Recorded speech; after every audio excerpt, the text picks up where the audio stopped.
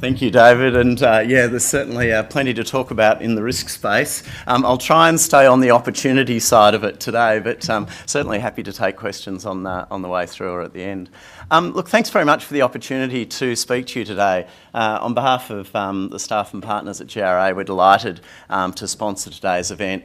We think it's incredibly important that as supply chain professionals, we have the opportunity to network and share ideas, and I think this is a fantastic forum to do that. And I think the speakers that we've seen this morning and that we have coming up over the next couple of days really is a great lineup. So we're very proud to be associated with the event. What I'd like to try and do today is I'm going to fly through quite a bit of material just on what we're seeing in the supply chain. And I guess there's two lenses I'd like to apply to that. The first is a bit around what are some of the opportunities that might be existing within your business today and some ideas to think about in that space. And the second is just to touch on a couple of areas that we're seeing over the horizon, some of the exciting things that are going on, in particular with new technology. As an organisation, we get involved in working with clients right through from supply chain strategy, a lot of work in planning and then right down to execution. So we have a pretty clear focus in terms of ensuring that you take an idea through to execution. You can see up there a slide of the clients that we've worked with, a number of whom are in the room. And as always, we thank you for the opportunity to work with you for those that are here today. I'd like to start and pick up actually a little bit on one of the topics that was touched on before, which is really just around the evolution of supply chain. It's a bit like preaching to the converted in this room, but it's still interesting the number of conversations that we get involved with clients around what is the supply chain, what's the extent of it, who should be involved, what value does it add, is it really just a cost centre, etc., etc. And we feel very passionately that it's really important that we elevate the role of supply chain. It's an absolutely core function in any FMCG retail business, anyone who's moving stuff. And the decisions that we make in the supply chain has a huge impact on the cost position of the organisation. It's great to see people like Tim, we love Tim, going through a supply chain role and becoming CEO of course, one of the biggest businesses in the world. But we still need to see that continue and grow, really, as our profession has a greater influence on the corporate landscape. But one of the things I wanted to highlight is really the importance that we play, and that's really just down the bottom, sorry for the people on that side of the room. When you look at the drivers that we influence in terms of working capital, the operating costs within the organisation, and often, of course, the infrastructure that's deployed, having an effective supply chain can really drive a significant return, both positively and negatively if it's not working. And so having control of those levers and optimising across those levers is really important if an organisation is to be successful. Again, we all in the room know it's not just trucks and sheds. We spend a lot of time with trucks and sheds, but that's not all of what we do. And to the comment earlier around the organisational design within supply chain, it is really interesting that a lot of the work that we are involved with at the minute is around strategy and growth, and I'll come back to that in a second. But one of the enablers is often what is the organisational design and structure. And so ensuring that supply chain is able to balance the levers of inventory holding, flow across the supply chain, network design, and has an influence on the customer value proposition is really important. And often what we see is some of those bits are missing. If I just give you a couple of examples, a retailer at the minute, inbound and outbound logistics report to totally different people. Very challenging then to optimise across that organisation. A manufacturer where production, planning and the warehouses report through a different side of the organisation to supply chain. Again, very hard to optimise across that, and quite common in retailers is to have some gaps between the replenishment and planning teams, merchandising teams. So it's a constant focus area, something that there seem to be a lot of conversations around at the minute, especially as we're all looking to achieve growth in some of the areas I'll touch on in a second. The second thing I wanted to just highlight is the role of supply chain within an organisation's strategy. And I'll use e-commerce as a bit of a case study on the way through. It's only one example, but it's probably a good one, just given it's fairly topical at the minute. The way we see the role of supply chain is obviously an organisation has a business strategy that needs to translate in some way into a customer value proposition which informs the supply chain strategy. And what we have seen a lot of in the past, and I'll use e-com, is a bit of a disconnect really between the customer value proposition and the supply chain strategy. So to give you an example, if you want to distribute to customers who go online and you want to fulfil that every day and you want to have a catalogue of not only your own products but others' products as well, the costs of doing that and the complexity that you're going to add to the business are significant. Now, as long as that's an eyes wide open decision and one that's done in conjunction with the strategy of the business, and we know that it's going to add value to our customers, that might be okay. But what we find at the minute is often happening is some of those decisions around range, timeframes in which things are going to be delivered to customers, in particular the locations of where those things are going to be delivered, isn't necessarily an iterative process. It's a one-way process because supply chain isn't having the right level of influence at the table. It influences where we need to put facilities, and I'll come back to that in a second. So if there's one takeaway, that linkage around supply chain strategy, the organisational strategy and customer value proposition is really key. The second thing is obviously supply chain is an end-to-end process. So we need to be able to at least have visibility of key trade-off and optimisation decisions that we're making through the chain. Is it more cost effective to hold inventory versus flow? Classic question. Well, that's an optimisation. It depends on a range of costs. What's the best way to import from overseas? Should we do full container loads and send them to each part of Australia or not? Again, optimisation decisions that we need to have an end-to-end view across our supply chain. And we also need a range of processes that are able to support those sorts of decisions, both in a planning sense and an executional sense. One of my pet topics, I'll come back to it later, sales and operations planning. Adam, great to hear you talking about it earlier, is a really important process though in terms of linking strategy to execution. So across that model we see a number of opportunities and areas where things could be tightened and we could get a much better result for many businesses. I'd like to just jump then to a bit of a topical run. Again, it's on e-commerce, and what I've tried to do here is you can see the map of Australia, and hopefully in there, if you pick on the UK, the people over here up the top. What I've tried to depict here is just one of the challenges we have in Australian logistics. And again, no news here, but it's really interesting. We've done a number of study tours with clients, etc., and the UK is often, quoted as a great case study around e-fulfilment, etc. It's not surprising that that can be achieved in a market with densities in terms of population much higher. The geographic spread is much lower.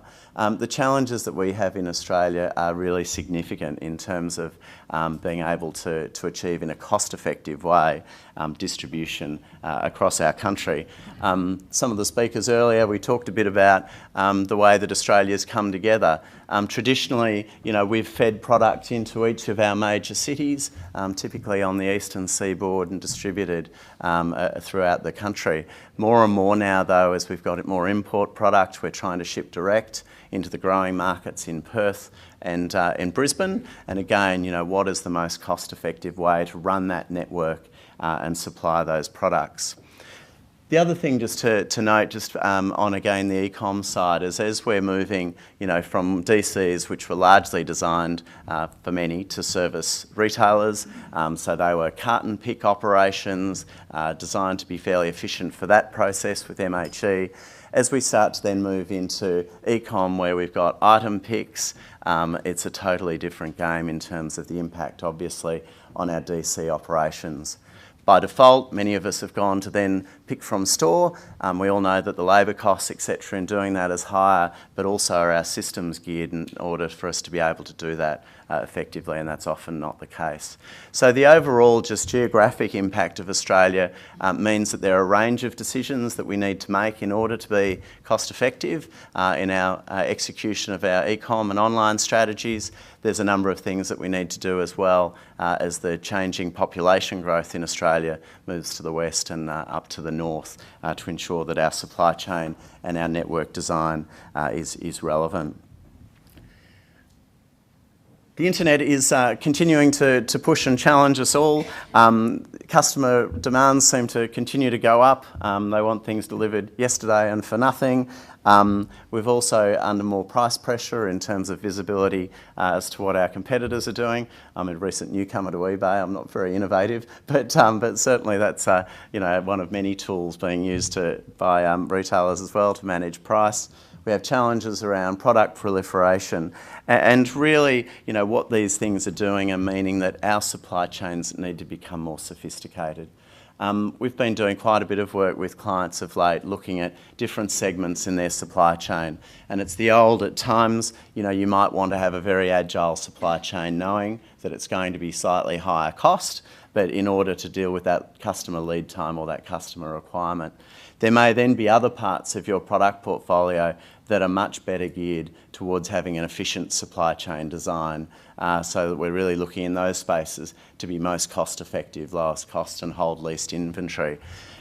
Typically in the past we've gone with one size fits all, but really given what we're seeing in proliferation, changing demands and segmentation is a need to be far more sophisticated, and for us as then managers of supply chains it becomes literally that, multiple supply chains rather than the one standard type across our organisation. One little piece of work we did late last year was looking at what can go wrong with e-com fulfilment. And I'm not sure, it'd be interesting, just raise of hands, who's had an order go wrong online? Yeah, okay, so that's not unreasonable. We did about 20 orders online just to get a bit of a feel, and all of the variations of what could go where and how and at what cost. One of the things that I think is challenging online is that the systems landscape and our processes have tended to evolve. They haven't been planned, and therefore there's lots of gaps. And when things go wrong, they tend to be fairly expensive, both in terms of the cost to our organisation as well as the impact upon our customer service and our customers' experience. So ensuring that our supply chain, as much as possible, is geared to manage the exceptions and do that efficiently is really important. I think the number that most people talk about is online's trying to get towards 10% of our sales. That seems to have been around for a little while, and everyone's a bit behind the 10%. But the real challenge, to be honest, is profitability and making that channel as profitable as it can be over time. So if I just jump into then a couple of those core themes that I touched on earlier. Even if you're in an organisation that has a relatively stable strategy, there are a range of things that are going on around us. Especially if you're in FMCG retail, we have the impact of global entrants and changing ownership structures. Private label is having a significant impact across FMCG retail in terms of the way that those products need to be managed within the supply chain. Really trying to manage the range decisions that we make within the organisation, and I've talked about online. And really what we're seeing is those things are all driving pressure on profitability. So how is it that we can try and manage our cost base, our operating costs? How do we manage our inventory levels given some of these dynamic changes? And also, what is the infrastructure and capital requirement that we're going to have, not just now, but over the next 3 to 5 years in order to deal with some of these elements of our business that are likely to be changing and evolving. And so it's really important, I think, that we all have a chance to stand back and say, okay, so what? What do those things mean for our business strategy, and how does that therefore inform our supply chain strategy? And in particular, again, really that is driving some increased complexity for many. So that need to look at multiple supply chains, that need often to now manage more facilities, especially, as I say, if we're geographically expanding, that need to manage different types of facilities. If we're going to have fulfilment centres as well as DCs and stores, etc., all of those things come with a different set of metrics, different set of capabilities that we need to be very careful that we manage too. One of the other areas is obviously just around import, continued growth in import product and therefore the lead time gap. Anyone in the manufacturing space here would be very familiar with the challenges that can give rise to, but really ensuring that we have the appropriate demand planning and S&OP processes in place to manage that as it evolves is really going to be key. A couple of the speakers before talked about the importance of collaboration across the supply chain. And we still see this as a very significant opportunity. Sometimes it's collaboration within the four walls of the business, and then hopefully that cascades out further to customers and suppliers. The comments around big data, in particular on the customer side, I think are really interesting. Yes, it's about what's the insight that we can drive, what are the innovations that then we can streamline towards those customers as we understand their needs as they change. Huge opportunity, means we potentially need to be, from a supply chain perspective, a little more agile, and I'll come back to that in a second, but real opportunity in understanding our customers, and not just from a data sense, but in terms of genuinely understanding them from focus groups, etc. And then on the other side, working closely with our suppliers. Interesting, the joint business plans that again have been touched on earlier here today. There's still some doing them well, but gee, there's a long way for a lot of us to go in terms of driving the best outcome in that space, trying to reduce costs for our suppliers that ensures we're buying at the best price is absolutely key. And as well, obviously, that supplier innovation piece is key. And so we feel the supply chain teams have an important role in facilitating those conversations and ensuring that the supply chain's benefits are well represented in terms of, okay, why would we engage better with our suppliers and customers is well understood. So as people are looking in that direction, I think it's a really good one to continue focus and effort. If there was three things which we often see gaps on, these would be a good place to start. And I've touched on the first one, which is really, ensuring that when you go back to the office, is there a really nice tight link between your supply chain strategy and your corporate strategy? Are there unknowns? Are there things that need to be unpacked and dealt with? And especially those that are going to require infrastructure over a 3 to 5 year horizon. Would be an important link to check. We have a real passion around sales and operations planning as a business. We think it's an incredibly important process. What we observe is quite often the process can fall into disrepair over time, and that can be from the perspective of, do we have the right people in the right meetings, or from the perspective of, is the data and information that's supporting that process appropriate in the way that it cascades? And there's often challenges in that space. And at the recent FMCG conference, there was quite a lot of talk around that one.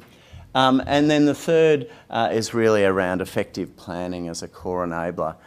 It's interesting in the planning system space, a lot of the systems were put in some time ago. The sophistication in terms of being able to forecast product by location, whether it be at a retail store, forecast by customer, etc.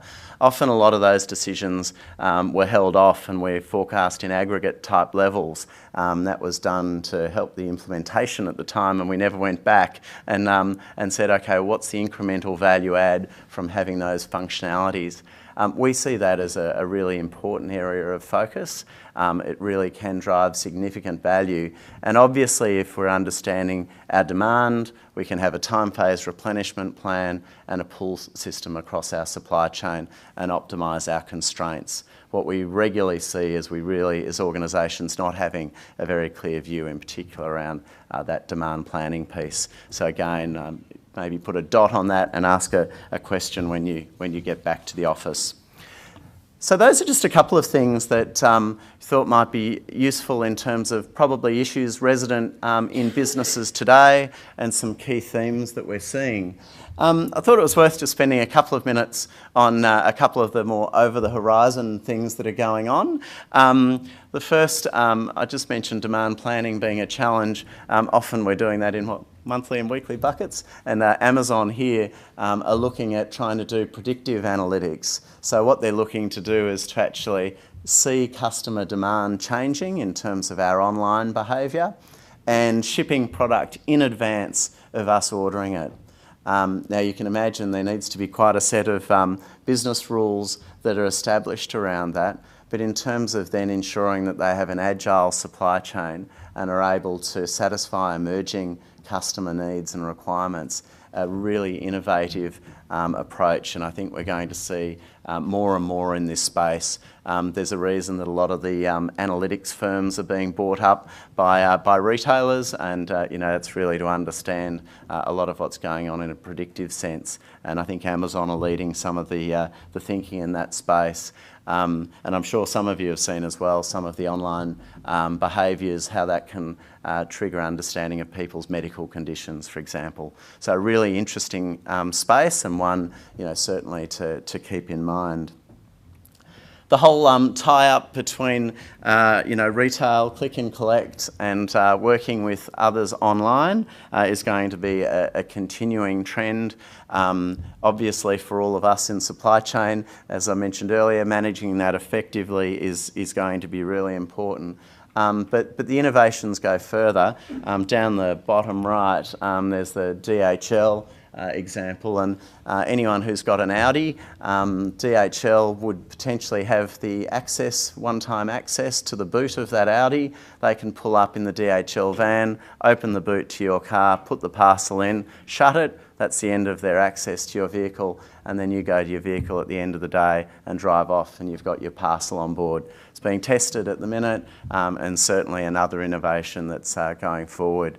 The ability to control and deliver to the last mile is going to be a space that'll be fought over, and I guess the open question is, is that something in your business that's relevant, you need to be thinking about or not?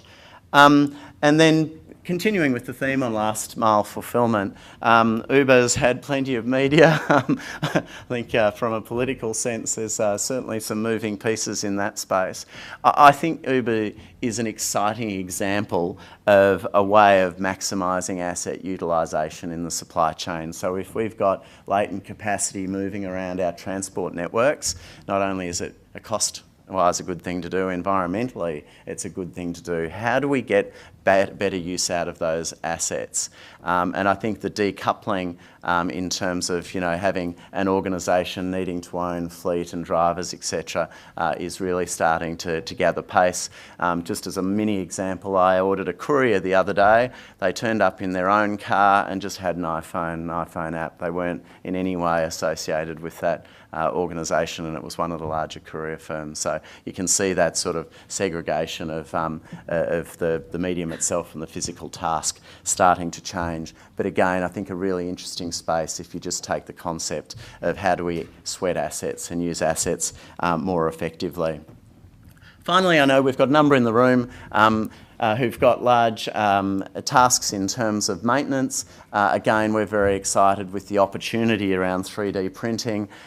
We do a lot of work with people like Defence, who manage massive amounts of stores and inventory just in case. This has some potential. I think there's some real challenges though, if again this is relevant to your business, starting to talk to suppliers around, what would the business model look like?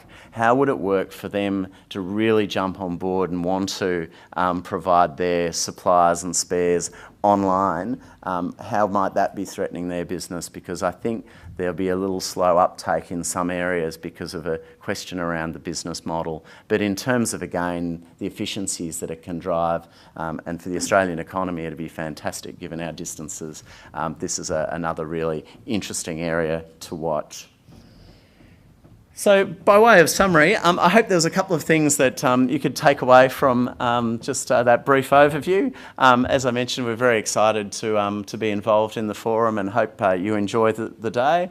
There's a couple of things that hopefully are within your existing business that you can think about, some over-the-horizon things. And I think for us as supply chain professionals, you know, our role in terms of being sort of a person who's sponsoring change and driving change in the business is really important. So our desire to engage in some of these areas and lead some of the change will mean we've got greater influence and can hopefully drive better outcomes for our organisations. So thank you very much for your time.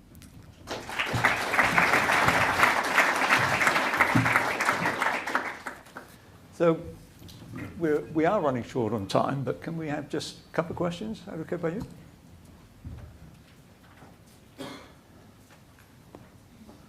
Yeah. Are you finding it easier for businesses to collaborate on their supply chain so that they're starting to look collaboratively at mutually beneficial solutions? It's been around for a long time, hasn't it? It's definitely getting easier. So, you know, a lot of the challenges in the past around, you know, do we share point of sale data and all of those sorts of things, I think we've largely got over, yes, it's a good thing to do. You know, so some of those barriers that were around goal congruence and, you know, those sorts of things have diminished. We still see though that, you know, there's not a really good understanding as what activities am I doing that are driving costs within each of the organisations. If I just take, you know, the lead time over which a manufacturer might need to plan, you know, 4-week POS data is great, but it doesn't really answer the fundamental question as to, okay, what's that manufacturing need to look like over a longer lead time? So there's still a bit more work to be done in being able to provide meaningful information.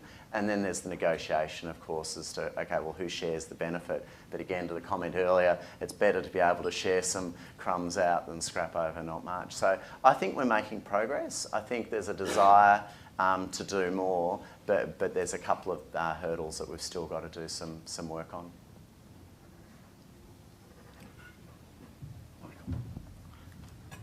Yeah. Go.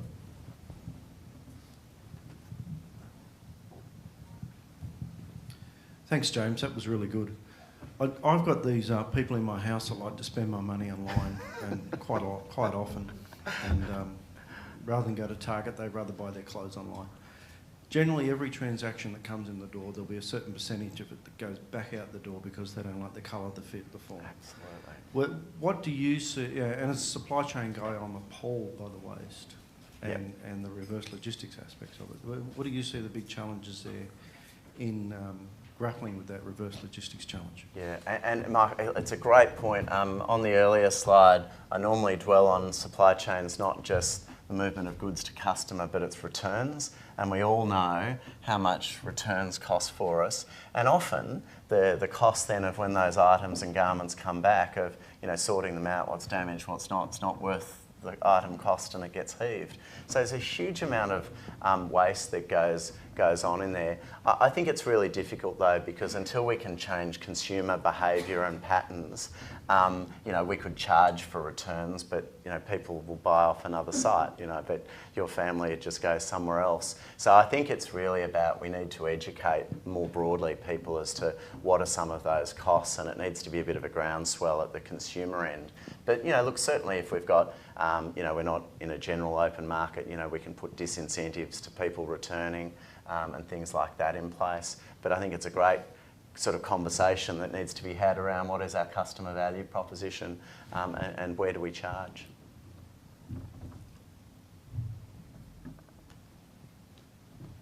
One question. I noted in your opening slide, you spoke about the flows of supply chain. There was no mention of information or money. And I was wondering how you know, what are your thoughts around integrating information as part of the collaboration piece and the propensity to monetize the supply chain or the impact money has across the supply chain? Or why you guys excluded that as from your flow? Yeah, it was probably just to keep the slides simple, to be honest. Normally, we'd talk about the flow of goods, services and information, which includes the financial flows. So all of those absolutely need to be tied together. So an omission, not a deliberate sidestep. And things like terms of trade, all of those issues are really key. And as I mentioned on the way through, the flow of information in terms of the sharing of that, we see as a critical enabler across the supply chain, not just to others outside the business, but within the business as well. And that's really around the one set of numbers in the S&OP process. So, yeah, good pickup. Thank you. Oh, last one, please. Last one. Sorry? Yeah, look, I think, so there's going to be a whole range of changes, I think, that are going to occur. So if you look at some of the factors at the minute, for example, I think, our DCs, the way that they're configured and operate is going to have to change in terms of dealing with item picks, etc. So e-commerce, rather than being sort of run off to the side of the business, is going to have to come into the core. And I think there'll be different answers for different businesses in that space. I think as well over that period of time, we will start to carve out, okay, well, we will service as an organisation this customer group at this price, but this customer group at a different price. The competition will start to sort out a little bit in that space because it just doesn't work when everyone's losing money. So there's going to be some changes in there. I'm very excited by the prospects of technology in terms of providing information across the supply chain and also some slightly different business models in terms of the way that we might move things and have them delivered. So I think there's going to be a range of changes right across our physical environment, right through our systems and the way that we collaborate. But I think a lot of those markers that were in the presentation, really do provide a bit of a framework and reference. Okay. Thank you. Thank you. Thank you very much. Thank you.